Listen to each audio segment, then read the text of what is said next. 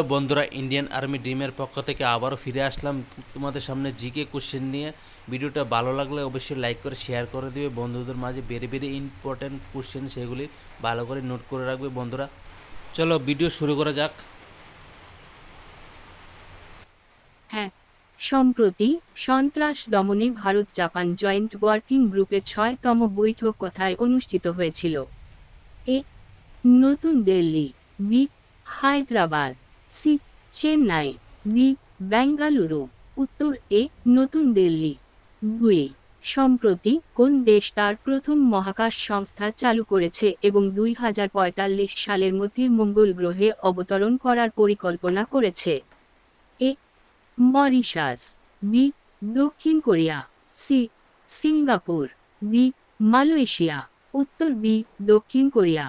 ৩. বিশ্ব তামাকমুক্ত দিবস ২০২৪ এর থিম কি? আমাদের পরিবেশের জন্য হুমকি। উত্তর তামাক শিল্পের হস্তক্ষেপ থেকে শিশুদের রক্ষা করা, প্রতি বছর ৩১শে মে পালন করা হয়।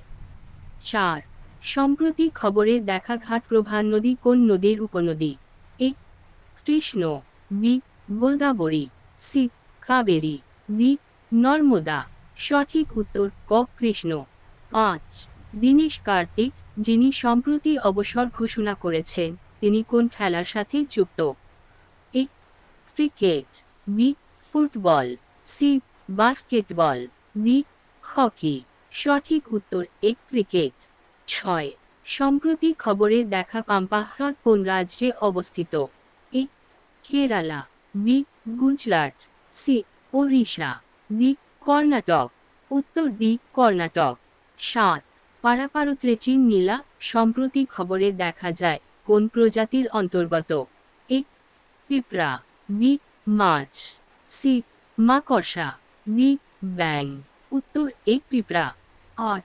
সাম্প্রতিক সরকারি তথ্য অনুযায়ী ২০২৩-২৪ সালে ভারত কোন দেশ থেকে সবচেয়ে বেশি এফডিআই পেয়েছে? এ.